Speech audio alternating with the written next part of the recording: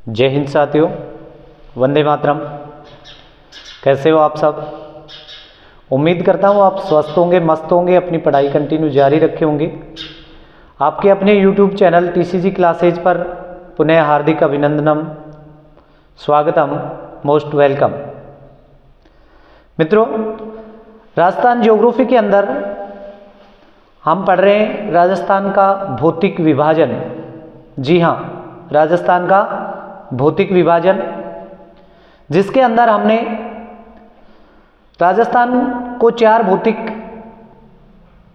प्रदेशों में बांटा, जिसके अंदर पहला पार्ट पश्चिम का मरुस्थल हमने पढ़ लिया। उसके बाद में अरावली पर्वतमाला, उसको हमने पढ़ लिया। आज हम पढ़ने वाले हैं पूर्वी मैदानी प्रदेश। पूर्वी मैदानी प्रदेश। तो आइए शुरुआत करते हैं पूर्वी मैदानी प्रदेश।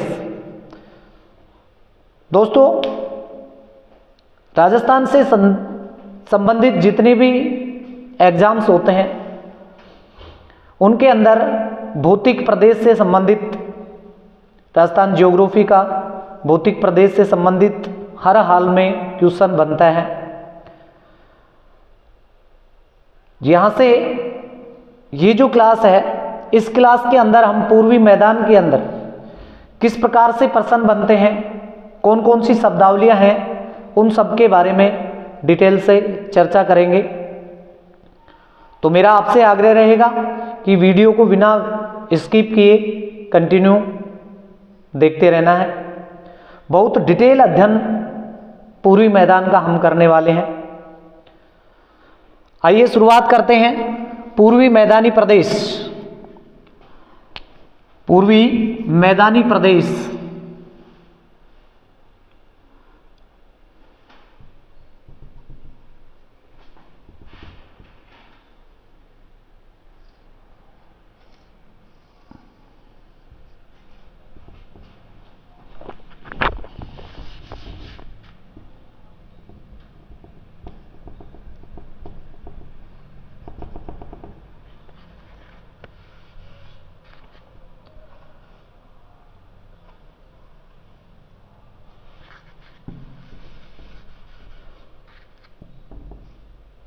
यहाँ मैंने राजस्थान का मानचित्र बनाने का प्रयास किया है। देखिए, ये हमारा राजस्थान हो गया। इस पार्ट को थोड़ा ऊपर बना दिया। ये हमारा राजस्थान हो गया।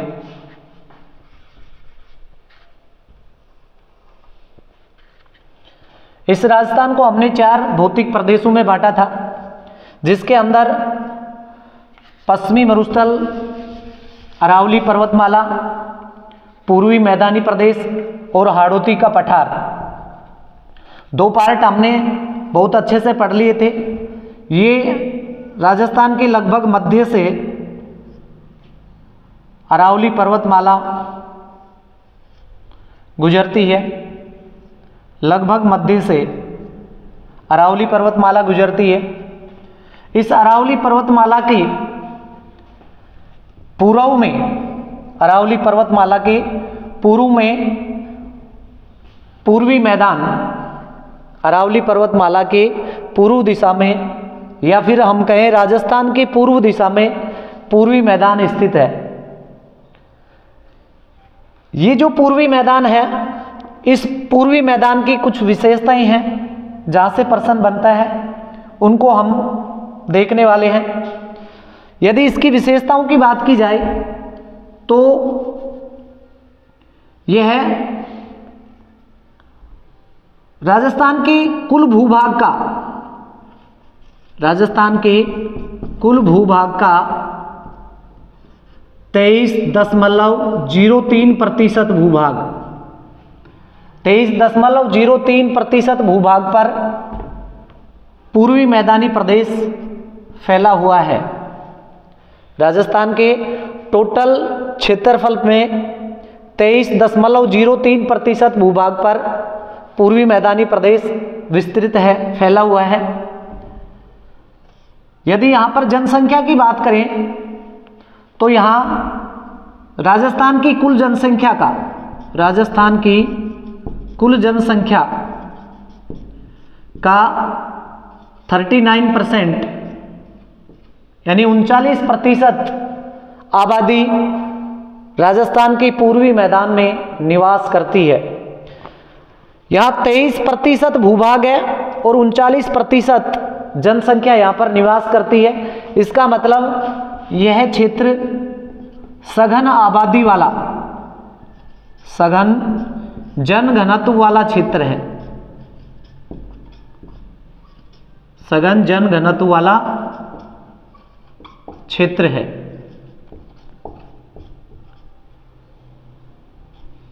सीधा सीधा प्रश्न पूछा जाता है कि पूर्वी जो मैदानी प्रदेश है वो राजस्थान के कुल कितने प्रतिशत भूभाग पर फैला हुआ है, तो आपको आंसर देना है, याद रखना है 23.03%।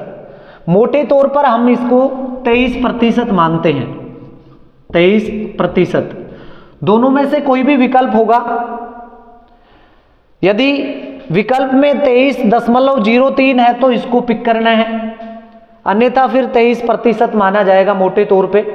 तो 23% भूभाग पर पूर्वी मैदानी प्रदेश फैला हुआ है, जिसके अंदर जनसंख्या की बात करें तो जनसंख्या 39%, एकदम एक्यूरेट आंकड़ों की बात करें तो 39% जनसंख्या यहाँ निवास करती है। लेकिन ध्यान रखना 40% यानी लगभग 40% जनसंख्या यहाँ पे निवास करती है। ऑप्शन इस प्रकार से भी आ सकता है।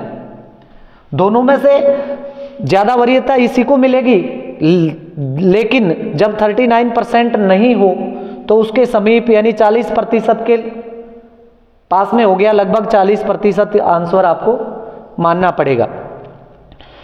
सघन जनघनत्व वाला क्षेत्र हो गया।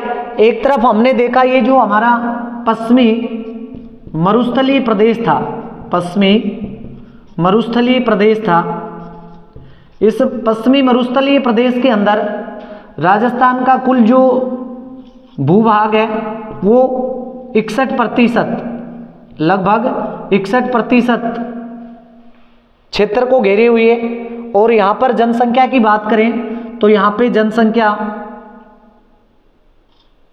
40% जनसंख्या यहाँ पे निवास करती थी। यहाँ पे इसका मतलब ये जो क्षेत्र है ये विरल जनसंख्या वाला हो गया, विरल जनघनत्व वाला हो गया, बहुत बड़ा क्षेत्र है और जनसंख्या यहाँ पे बहुत कम निवास करती है, बहुत कम मात्रा में निवास करती है। जबकि इधर देखें तो केवल 23% भूभाग पर, ओनली 23% क्षेत्र के अंदर 40% या 39% जनसंख्या निवास करती है। इसका मतलब ये सघन जनघनत्व वाला क्षेत्र हो गया। विरल जनसंख्या में पश्चिमी मरुस्थलीय प्रदेश आ गया, जबकि सघन जनघनत्व वाला क्षेत्र हो गया पूर्वी मैदानी प्रदेश। इस पूर्वी मैदानी प्रदेश के अंदर हम बात करें इसकी उत्पत्ति की, तो इसकी जो उत्पत्ति होती है, उत्पत्ति की बात करें तो इसकी उत्पत्ति टेथिस सागर में नदियों के निक्षेपण से, टेथिस सागर में नदियों के अपर्दन के कारण जो मृदा का निक्षेपण होता है, उस मृदा के निक्षेपण के कारण पूर्वी मैदानी प्रदेश का निर्माण हुआ है। प्रश्न बनता है कि पूर्वी मैदानी प्रदेश है वो किसका अवशेष माना जाता है, तो टेथिस सागर का। यानी टेथिस सागर के अंदर नदियां जो हैं वो निरंतर अपने अवसाद ला करके एकत्रित करती रही और लगातार उनकी अवसादों के निक्षेपण के कारण इस भूभाग का निर्माण हुआ है। तो टेथिस सागर से इसकी उत्पत्ति होगी। भारत के संदर्भ में हम बात करें तो भारत के संदर्भ में यह प्रदेश मीन्स राजस्थान का पूर्वी प्रदेश उत्तर के विशाल मैदान में, उत्तर के विशाल मैदान का पार्ट माना जाता है, उत्तर के विशाल मैदान का, उत्तर के विशाल मैदान का पार्ट माना जाता है। प्रश्न आ जाए कि पूर्वी मैदान है वो भारत के किस भौतिक प्रदेश का अंग है या पार्ट है, तो आपको ध्यान रखना है उत्तर का जो विशाल मैदान है, भारत का उत्तर का विशाल मैदान है, उसी का अभिन्न अंग पूर्वी मैदानी प्रदेश होता है। कई बार एग्जामिनर इसको प्रश्न को और थोड़ा सा डीपली लेके जाता है, तो वहां पर आपको ध्यान रखना है भारत के संदर्भ में ये जो पूर्वी मैदानी प्रदेश है ये गंगा और यमुना नदी का जो उपजाऊ क्षेत्र है, गंगा यमुना नदी का उपजाऊ क्षेत्र है या उसका अपवाद क्षेत्र है, उसका पार्ट माना जाता है, गंगा यमुना के उपजाऊ क्षेत्र का भाग माना जाता है। उम्मीद करता हूं यहां तक आपको समझ में आ गया होगा। दोस्तों कभी कभी यहां इसके उत्पत्ति का काल भी पूछा जाता है, तो यहां याद रखना है आपको, याद रखना है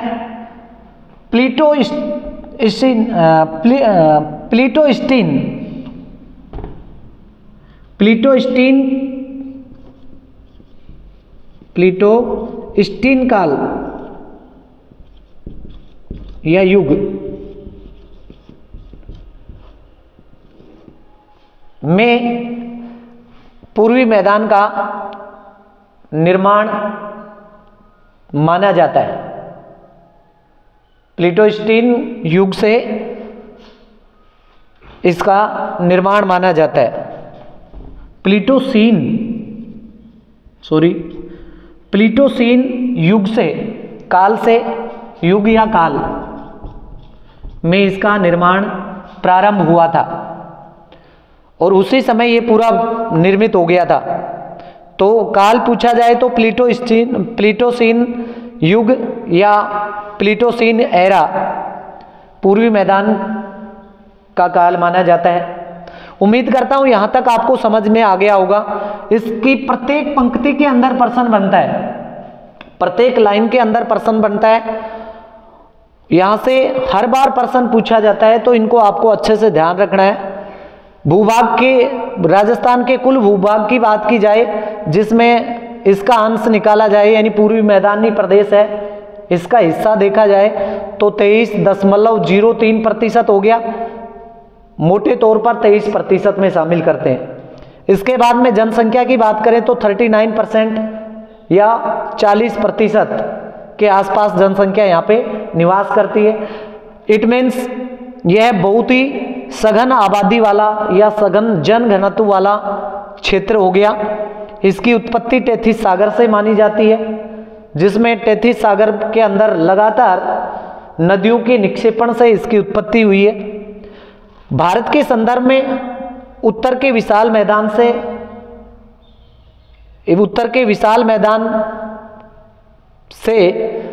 इसकी उत्पत्ति मानी जाती है, यानी उत्तर का विशाल जो मैदान है उसी का ये पार्ट माना जाता है। गंगा और यमुना का जो उपजाऊ मैदान है उसमें भी हम इसको शामिल करते हैं। दोनों में से किसी भी प्रकार से प्रश्न आ सकता है। ये दोनों भारत के संदर्भ में है, गंगा यमुना का उपजाऊ मैदान या फिर उत्तर का विशाल मैदान, उसी का पार्ट पूर्वी मैदान माना जाता है। और प्लीटोसीन युग के अंदर इसका निर्माण हुआ। यदि राजस्थान के संदर्भ में बात करें तो राजस्थान का यह सबसे उपजाऊ क्षेत्र है, सबसे उपजाऊ क्षेत्र है।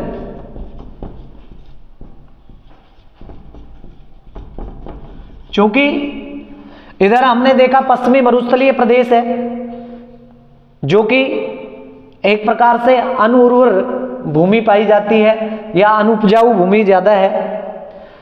उसके बाद में हम अरावली पर्वतमाला की बात करें तो पर्वत श्रृंखलाएं हैं, तो वहाँ पर भी उपजाऊपन का प्रश्न ही नहीं बनता है, कहीं कहीं छोटे छोटे पार्टों में हो सकता है।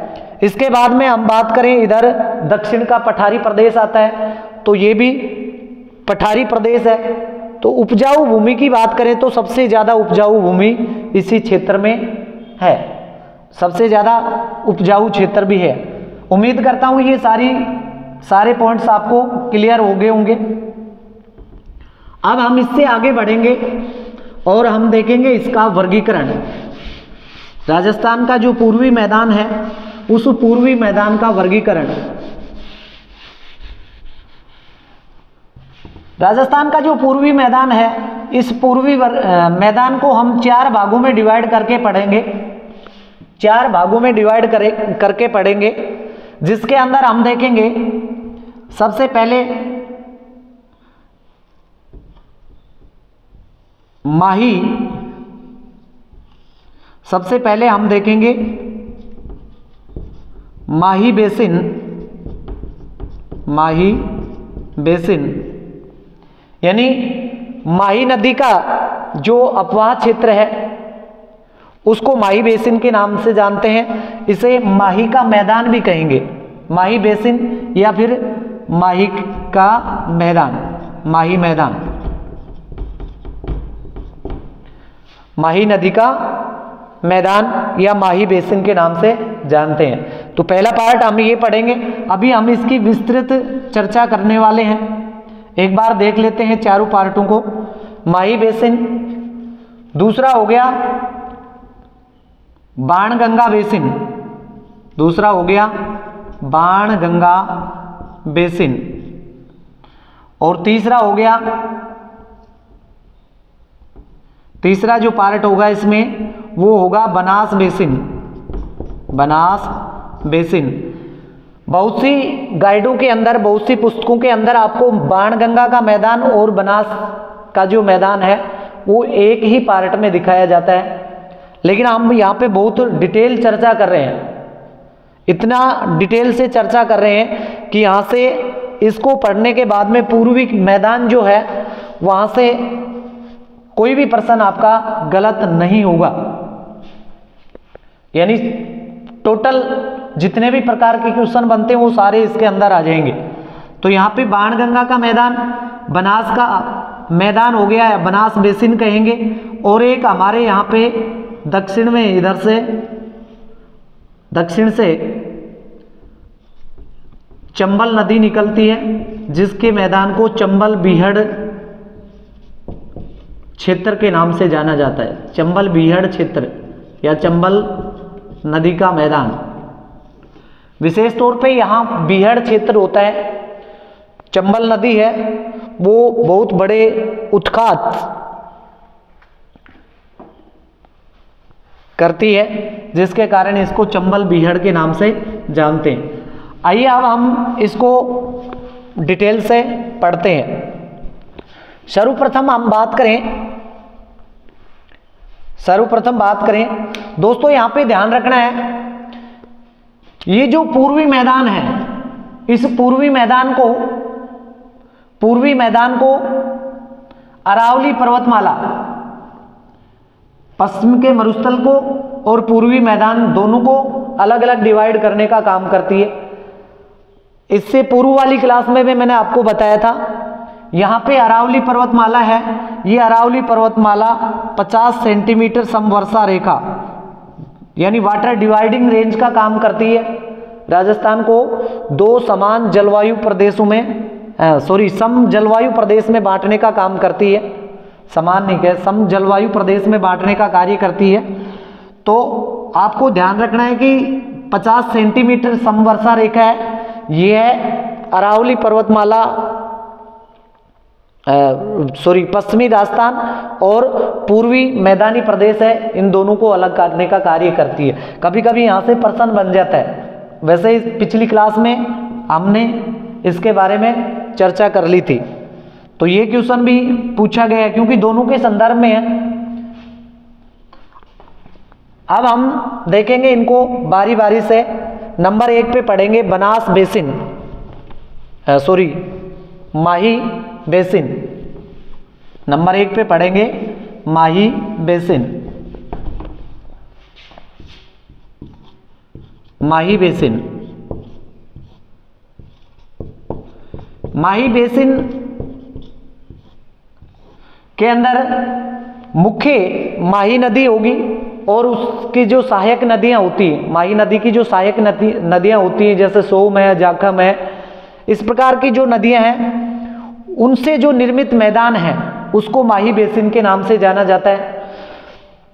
दोस्तों माही बेसिन, माही नदी के बारे में आप जानते होंगे, यह राजस्थान के अंदर दक्षिण दिशा में, राजस्थान के दक्षिण दिशा में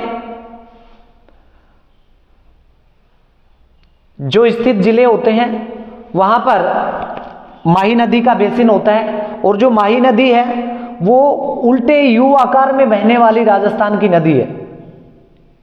हालांकि इसको हम अपवाह तंत्र के अंदर अलग से पढ़ेंगे, लेकिन ये ध्यान रखना है, बहुत बार प्रश्न पूछा गया है। उल्टे यू आकार की, इस प्रकार की उल्टे यू आकार में बहने वाली राजस्थान की नदी है और कर्क रेखा को ये 2 बार काटती है, कर्क रेखा को 2 बार काटती है।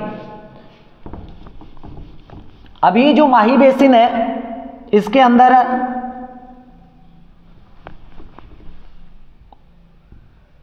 यहां पे एक जिला हो गया,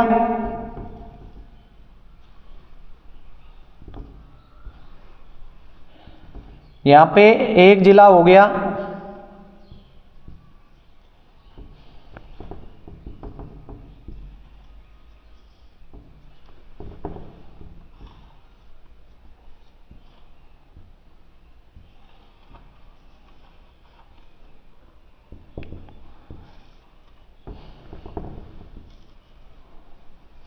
और एक जिला ये हो गया। हमारे पास ये 3 जिले हैं। इन 3 जिलों के अंदर विशेष तौर पे हम बात करें तो इन 3 जिलों के अंदर ये माही नदी का अपवाह क्षेत्र होता है। सबसे नीचे वाले जिले की बात करें तो ये होता है बांसवाड़ा जिला, ये होता है बांसवाड़ा जिला। इसके बाद में इधर है प्रतापगढ़ और इधर है डूंगरपुर, डूंगरपुर। इन तीनों जिलों के यानी माही बेसिन से जितने भी प्रश्न बनेंगे वो सारे के सारे हम इसी के माध्यम से समझने वाले हैं, इसी के माध्यम से समझने वाले हैं। यहां पे 3 जिले हो गए। सबसे पहले हम बात करें कि जो माही बेसिन है वो माही बेसिन मुख्य तौर पर 3 जिले, जिसके अंदर पहला जिला होता है बांसवाड़ा, दूसरा प्रतापगढ़ और तीसरा डूंगरपुर। इसके अतिरिक्त यहाँ पे बात करें कि जो माही नदी है उसकी एक सहायक नदी जो डूंगरपुर के उत्तरी दिशा में, यहाँ पे हमारा जो उदयपुर डिस्ट्रिक्ट है उस उदयपुर के दक्षिण दिशा में, उदयपुर के दक्षिण से, और ये जो डूंगरपुर है इसके उत्तरी दिशा में आकर के यहाँ पर माही नदी से मिलती है, जिस नदी का नाम है सोम, उस नदी का नाम है सोम। इधर यहाँ पर इस अपवाह क्षेत्र के अंदर राजस्थान का नवीनतम जिला जो उदयपुर से ही अलग हुआ है, नवीन जिला सलूम्बर, वहाँ पर भी माही का बेसिन पाया जाता है। तो माही बेसिन की बात करें तो माही बेसिन है वो 5 जिलों में फैला हुआ है, यानी माही नदी का जो अपवाह क्षेत्र है या उसका जो बेसिन है वो 5 जिलों के अंदर विस्तृत है, जिसमें पहला हो गया बांसवाड़ा, दूसरा प्रतापगढ़, तीसरा डूंगरपुर और उदयपुर जो जिला है उसका दक्षिणी हिस्सा, उदयपुर डिस्ट्रिक्ट का दक्षिणी हिस्सा, और सलूम्बर नवीन जिला, इन सब के अंदर माही नदी का प्रवाह है। तो इस संपूर्ण क्षेत्र को माही बेसिन के नाम से जाना जाता है, इस संपूर्ण क्षेत्र को माही बेसिन के नाम से जाना जाता है। यानी इसके अंदर माही नदी और माही की जो सहायक नदियां हैं दोस्तों, ज्योग्राफी के अंदर बेसिन जो होता है, बेसिन, उस बेसिन का अर्थ होता है मुख्य नदी और उसकी सहायक नदियां जितने भूभाग पर फैलती हैं उसको संपूर्ण भूभाग को बेसिन के नाम से जाना जाता है।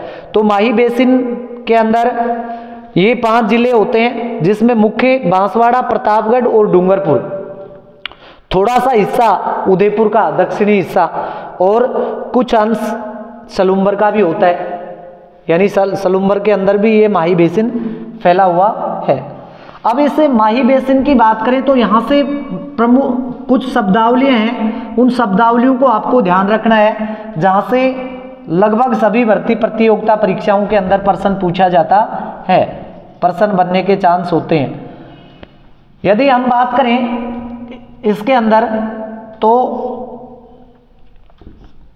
प्रतापगढ़ जो जिला है, प्रतापगढ़ जिला, उस प्रतापगढ़ जिले के अंदर माही जो बेसिन है उस माही बेसिन को प्रतापगढ़ के अंदर माही नदी का जो अपवाद क्षेत्र है, माही नदी का जो अपवाद क्षेत्र है उसे कांठल के नाम से जाना जाता है। बहुत बार प्रश्न बना है, सभी परीक्षाओं में प्रश्न पूछा जा चुका है, चाहे वो राजस्थान पुलिस से संबंधित हो, रीट से संबंधित हो, एसआई से संबंधित हो या जितने भी टीचर्स एग्जाम्स होते हैं, second grade, first grade, RAS, यहाँ तक सब में ये प्रश्न पूछा जा चुका है, बार बार प्रश्न पूछा जा रहा है। तो इसको ध्यान रखना है। प्रतापगढ़ के अंदर जो माही नदी का अपवाह क्षेत्र है उसे कांठल के नाम से जानते हैं। ठीक है, इसके बाद में हम देखें ये जो बांसवाड़ा और प्रतापगढ़, बांसवाड़ा प्रतापगढ़, यहां से जो यानी पीपल खूंट है बांसवाड़ा के अंदर, ये प्रतापगढ़ और बांसवाड़ा का जो क्षेत्र है इसके अंदर 56 नदी नालू, 56 नदी नालू या फिर 56 गांवों का, 56 नदी नालू या 56 गांवों का समूह होता है, 56 गांवों का समूह होता है। इस 56 गांवों के समूह को या 56 नदी नालों का जो समूह होता है उसे 56 के मैदान, 56 के मैदान के नाम से जानते हैं। दोनों को याद रखना है अच्छे से। 56 नदी नालों का जो समूह होता है उसे 56 का मैदान कहते हैं और माही का जो अपवाद क्षेत्र है प्रतापगढ़ डिस्ट्रिक्ट के अंदर, वहां कांठल के नाम से जाना जाता है। इसके बाद में हम इधर बात करें डूंगरपुर और बांसवाड़ा के अंदर, डूंगरपुर और बांसवाड़ा के अंदर, तो यहाँ ये जो क्षेत्र होता है इसे मेवल या फिर बांगड़, मेवल या बांगड़ का मैदान, मेवल का मैदान या फिर बांगड़ का मैदान के नाम से जानते हैं। मेवल या बांगड़ का मैदान, मेवल या बांगड़ के मैदान के नाम से जानते हैं।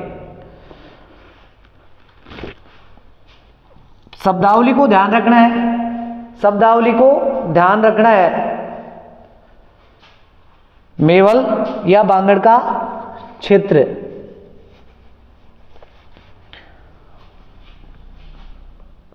माही बेसिन से संबंधित जो प्रश्न बनते हैं उनमें कांठल, 56 का मैदान और मेवल या बांगड़ का मैदान।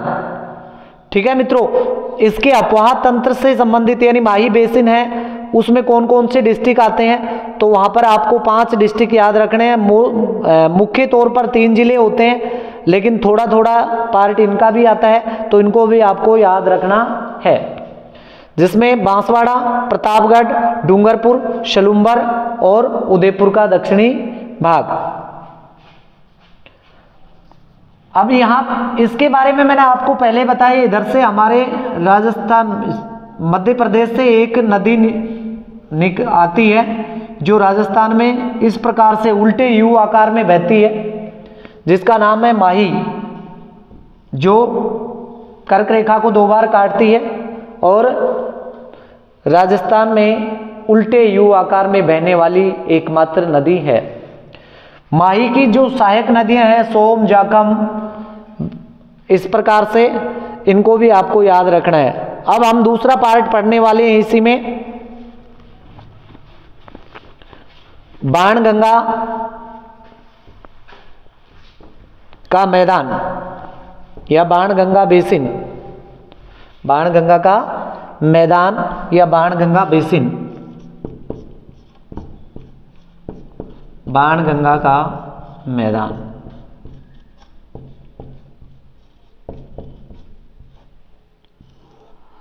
मित्रों, राजस्थान के उत्तरी पूर्वी भाग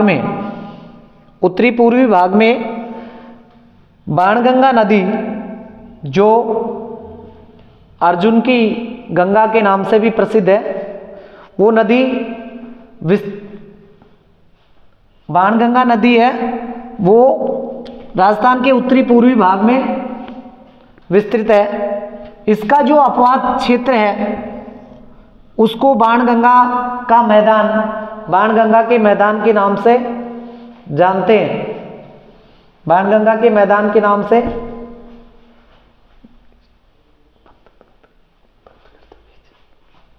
बाणगंगा के मैदान के नाम से जानते हैं।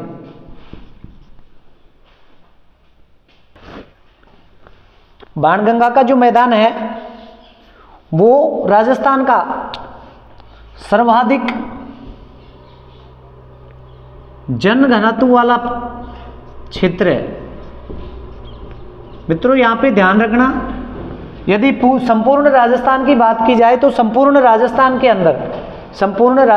के अंदर मैदानी जो प्रदेश है वो सबसे ज़्यादा जनघनत्व वाला क्षेत्र है। लेकिन यदि हम पूर्वी मैदान की बात करें तो इस पूर्वी मैदान के अंदर भी सबसे ज़्यादा जनघनत्व वाला जो प्रदेश है या क्षेत्र है वो होगा बाणगंगा का मैदान, बाणगंगा का मैदान। बाणगंगा के मैदान जो है वो इसके अंदर सबसे ज़्यादा जनसंख्या निवास करती है, जनघनत्व सबसे अधिक है, सबसे अधिक जनघनत्व है। तो यहाँ से एक प्रश्न बनता है कि जो पूर्वी मैदानी प्रदेश है उसमें सर्वाधिक जनघनत्व वाला क्षेत्र है। प्रश्न बन सकता है कि पूर्वी मैदानी प्रदेश में भी सर्वाधिक जनघनत्व वाला क्षेत्र है, तो आपको ध्यान रखना है बाणगंगा। इसमें चारों ऑप्शन दे सकते हैं, माही बेसिन, माही का मैदान, दूसरा ऑप्शन दे सकते हैं बाणगंगा का मैदान, चंबल का बीहड़ प्रदेश, या फिर बनास का मैदान। तो आपको ध्यान रखना है सर्वाधिक जनघनत्व वाला जो क्षेत्र है वो है इन चारों में से, वो बनेगा बाणगंगा का मैदान, बाणगंगा का मैदान। ठीक है। अब ये जो बाणगंगा का मैदान है इसकी हम बात करें तो बाणगंगा का मैदान 4 नदियां यानी मुख्य तौर पे बाणगंगा है और 3 इसकी सहायक नदियां हैं, जिनके अंदर हम देखें ऊपर यहाँ पे एक नदी बहती है जिसे रूपा रेल के नाम से जाना जाता है, रूपा रेल। इसके बाद में बाणगंगा मुख्य नदी होगी, बाणगंगा, बाणगंगा। 3 नंबर पे यहाँ पे इसके पास में एक और नदी बहती है जिसे गंभीरी, ध्यान रखना गंभीरी अलग है, यहाँ पे है बाणगंगा की सहायक नदी गंभीर, और एक होगी पार्वती, एक होगी पार्वती। इस प्रकार से 4 नदियों का अपवाह क्षेत्र है जिसे बाणगंगा का मैदान कहा जाता है। मुख्य नदी होगी बाणगंगा, उसके बाद में रूपारेल है, गंभीर है और पार्वती है। मित्रों, इस संपूर्ण क्षेत्र को, इस संपूर्ण के क्षेत्र के अंदर जो नदियां हैं वो सभी नदियां वर्तमान समय की बात करें तो वर्तमान समय में ये सभी नदियां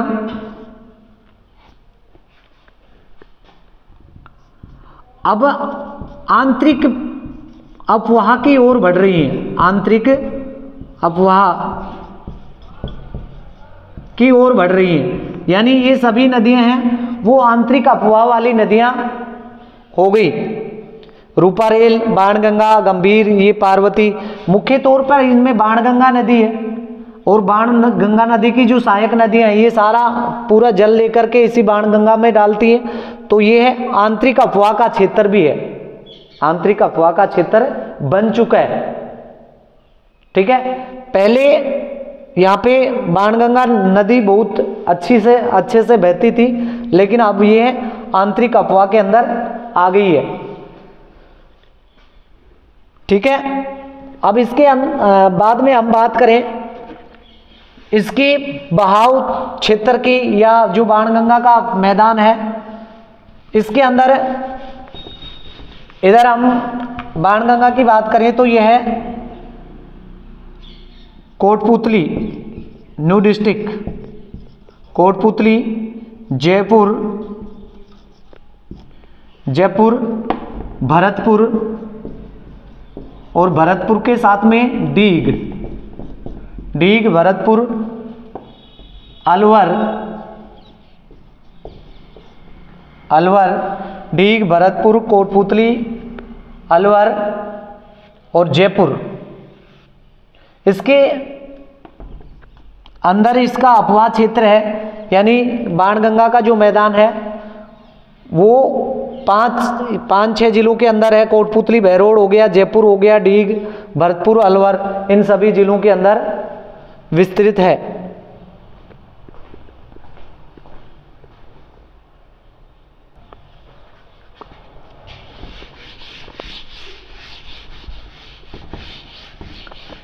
ये जो बाणगंगा का मैदान है, इस बाणगंगा के मैदान में भूरी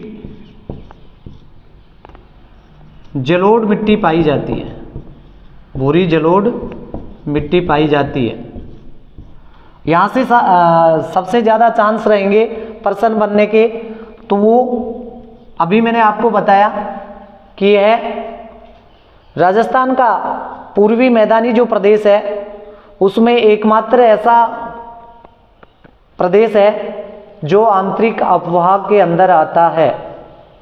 ठीक है, वर्तमान में आंतरिक अफवाह के अंदर आता है, तो वो है बाणगंगा का मैदान। इसके बाद में हम 3 नंबर पे पढ़ेंगे चंबल बीहड़ प्रदेश, चंबल बीहड़ प्रदेश। चंबल बीहड़ प्रदेश यानी चंबल जो नदी है उसका जो बेसिन है उसको चंबल बीहड़ प्रदेश के नाम से जाना जाता है। चंबल नदी राजस्थान के अंदर, ये जो हमारा राजस्थान है, इस राजस्थान के दक्षिण में मध्य प्रदेश से, और राजस्थान का जो पूर्व का अंतिम जो पार्ट है उसके अंदर बहती है। यानी हमारी जैसे राजस्थान की ये सीमा है तो इसके पास में बहती है। एक बार थोड़ा सा डायग्राम के माध्यम से हम समझने का प्रयास करते हैं।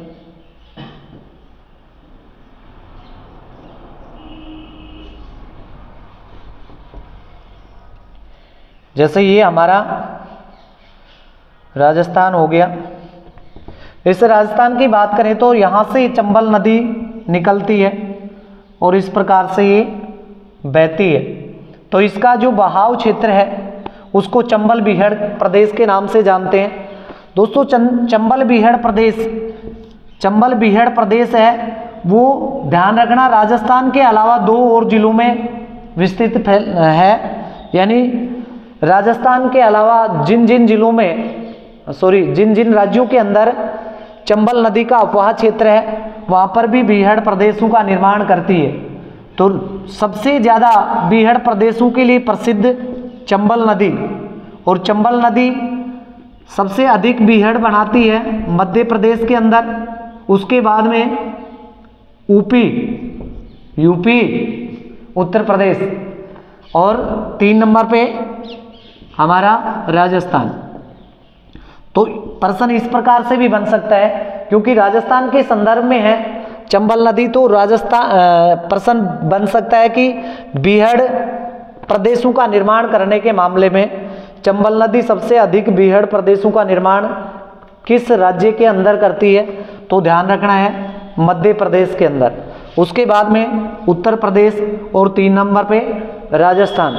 इन तीनों राज्यों के अंदर चंबल बीहड़ प्रदेशों का निर्माण करती है चंबल नदी। अब ये बीहड़ क्या होते हैं, बीहड़ क्या होते हैं, तो इस प्रकार से यहाँ से कई बार प्रश्न बन सकता है, पूछा जा चुका है। बीहड़ मित्रों, बीहड़ का अर्थ होता है, बीहड़ का अर्थ होता है उत्खात भूमि, उत्खात भूमि।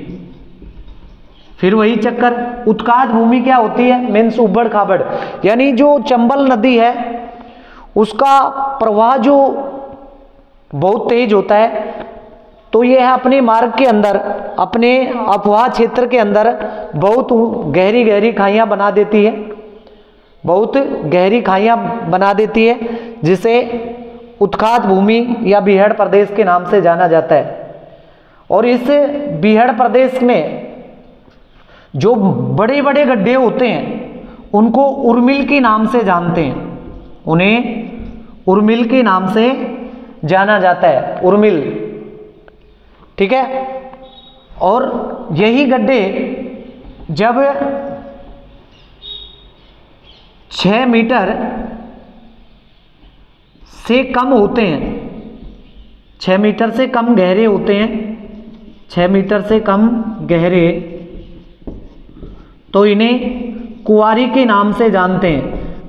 ये अच्छे से ध्यान रखना, यदि डीपली प्रश्न बनेगा तो दोनों शब्दावलियों को आपको ध्यान रखना है, दोनों शब्दावलियों का आपको ध्यान रखना है। उर्मिल किसे कहते हैं, बीहड़ क्षेत्र के अंदर जो गहरे गहरे गड्ढे होते हैं उसको, और कुंवारी 6 मीटर से कम जो गड्ढे होते हैं, बीहड़ क्षेत्र होता है, उसे कुंवारी के नाम से जानते हैं। यदि इस बीहड़ क्षेत्र की बात करें तो राजस्थान के अंदर, राजस्थान में सबसे ज़्यादा बीहड़ धौलपुर जिले के अंदर बनता है। धौलपुर के अंदर राजस्थान के सबसे ज़्यादा बीहड़ पाए जाते हैं। और यदि पृष्ठीय क्षेत्रफल की बात करें, यहाँ पे ध्यान रखना है, पृष्ठीय क्षेत्रफल के हिसाब से, पृष्ठीय क्षेत्रफल के हिसाब से सबसे ज़्यादा बीहड़ या बीहड़ का जो प्रतिशत है वो पूछा जाए तो आपको ध्यान रखना है सवाई माधोपुर, सवाई माधोपुर। ये प्रश्न सभी जानते हैं, सर्वाधिक बीहड़ कहाँ बनाती है, धौलपुर में, लेकिन पृष्ठीय क्षेत्रफल के आधार पर सबसे ज़्यादा या औसत जो बीहड़ है वो कहाँ पे बनाती है, तो आपको ध्यान रखना है सवाई माधोपुर जिले में, ठीक है। सवाई माधोपुर जिले के अंदर सबसे ज़्यादा पृष्ठीय क्षेत्रफल के हिसाब से यह बीहड़ बनाती है। अब इससे बीहड़ प्रदेश की बात करें तो यह राजस्थान में, हम राजस्थान के अंदर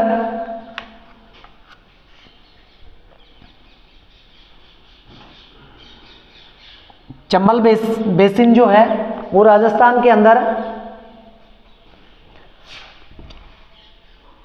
चित्तौड़गढ़,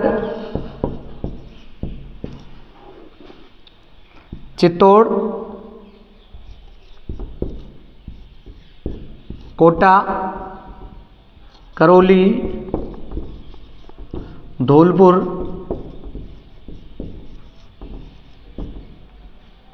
और सवाई माधोपुर, सवाई माधोपुर, इन सब जिलों के अंदर चंबल बीहड़ प्रदेश पाया जाता है, चंबल बेसिन पाया जाता है। ठीक है, इस चंबल बेसिन के अंदर यहीं पर एक जो उत्तरी इसका चंबल बेसिन है,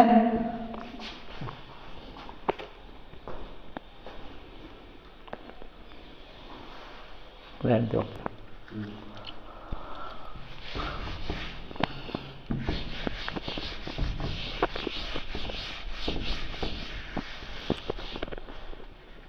चंबल बीहड़ प्रदेश के अंदर एक पर्सन बनता है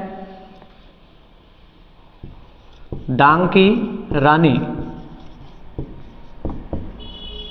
डांग की रानी। तो करौली जो है उसको डांग की रानी के नाम से जानते हैं। वैसे जो संपूर्ण करौली जिला है उसको डांग की रानी नहीं कहते हैं। एक बार प्रश्न आया था कि डांग की रानी किसे कहते हैं, वहाँ पर ऑप्शन में वैसे डांग की जो रानी होती है वो होती है कैला देवी, कैला देवी, कैला देवी का मंदिर करौली के अंदर है। तो वहाँ पर ऑप्शन नहीं आया कि डांग की रानी निम्न में से डांग की रानी कहलाती है, वहाँ पर ऑप्शन नहीं आया कैला देवी, और कैला देवी ने दे करके जिलों के नाम दे दिए। तो जिलों के अंदर हमें पता है कि जो कैला देवी होती है वो करौली में है, कैला देवी करौली में है। तो वहाँ ऑप्शन नहीं आया कैला देवी का, तो करौली ऑप्शन दे दिया गया। उसके बाद से जितनी भी गाइडें हैं, जितनी भी पुस्तकें हैं, उनके अंदर डांग की रानी करौली सीधा सीधा यही दिया जाता है कि डांग की रानी है या डांग की रानी के नाम से प्रसिद्ध है तो करौली। लेकिन मित्रों ध्यान रखना है, करौली के अंदर भी प्रॉपर बात की जाए तो कैला देवी है वो डांग की रानी कहलाती है। और इसी प्रकार से डांग का राजा, डांग का राजा, अब डांग की रानी करौली है तो डांग का राजा हो गया धौलपुर, डांग का राजा धौलपुर। ठीक है, यहां से पर्सन बन सकता है। तो ये सारी बातें आपको अच्छे से याद रखनी है। अब हम एक और पार्ट इसका पढ़ेंगे, चौथा पार्ट पूर्वी मैदान का, वो है बनास बेसिन। चौथा पार्ट जो है वो होगा बनास बेसिन।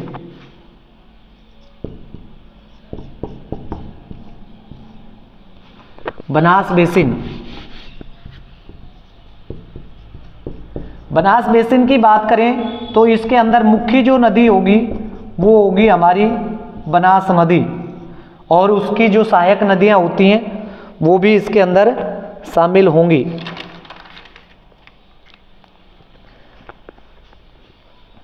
बनास बेसिन,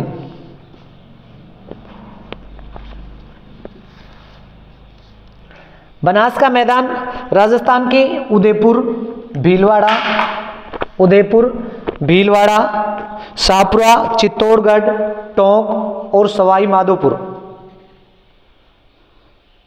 बनास नदी का जो बेसिन है वो उदयपुर, भीलवाड़ा,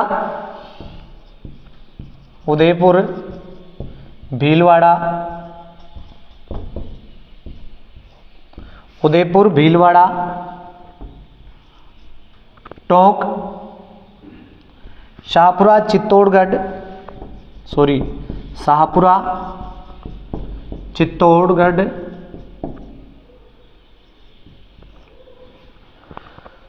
उदयपुर, भीलवाड़ा, शाहपुरा, चित्तौड़गढ़, सवाई माधोपुर, इन जिलों के अंदर इसका मैदान पाया जाता है। बनास बेसिन का मैदान इन जिलों के अंदर पाया जाता है। अब यदि क्षेत्रफल की दृष्टि से बात की जाए, क्षेत्रफल की दृष्टि से यह पूर्वी मैदान का सबसे बड़ा भाग है। पूर्वी मैदान का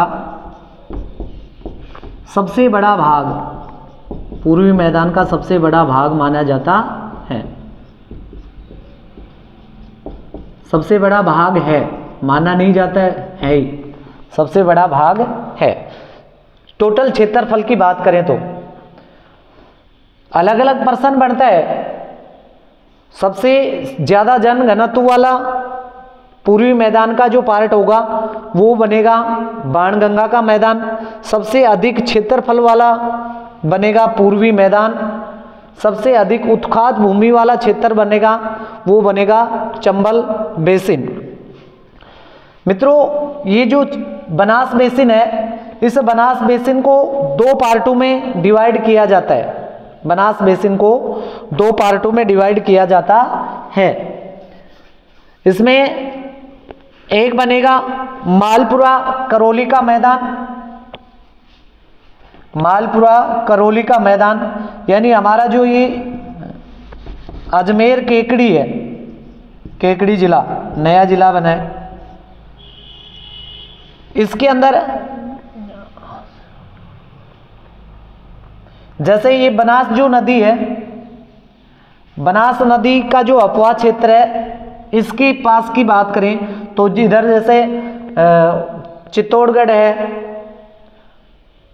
कोटा है, बूंदी है, सवाई माधोपुर है, उदयपुर है, भीलवाड़ा, शाहपुरा, अजमेर, इस प्रकार से यानी इसकी समस्त बेसिन की बात करें तो इस समस्त बेसिन के अंदर जैसे ही केकड़ी डिस्ट्रिक्ट आता है, केकड़ी जिला, उस केकड़ी जिला के ऊपरी यानी उत्तरी जो भाग है, ऊपर की ओर उत्तरी भाग है, वो जो भाग है वो कहलाता है मालपुरा करौली का मैदान।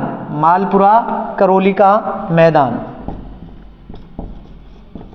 मालपुरा करौली का मैदान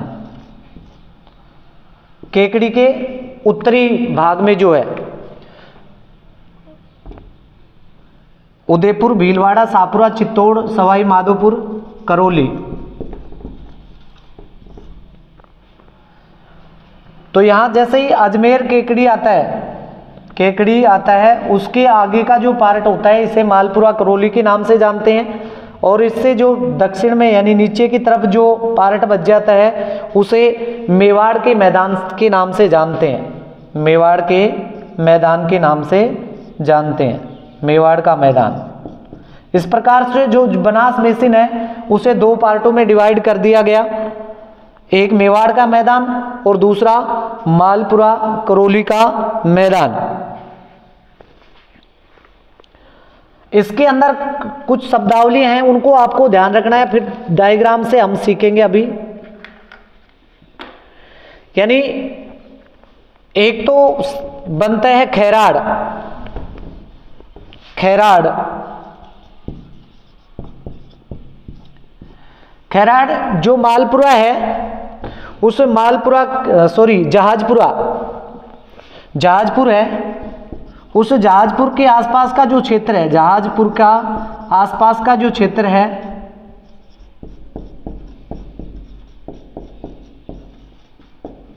जहाजपुर के आसपास का क्षेत्र खैराड़ के नाम से जाना जाता है। इसी प्रकार से ऊपर माल, ऊपर माल, ऊपर माल ये भीलवाड़ा के से बिजोलिया का जो पार्ट है, भीलवाड़ा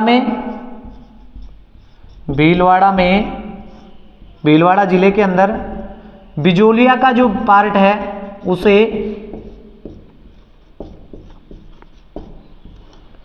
ऊपर माल के नाम से जानते हैं। इधर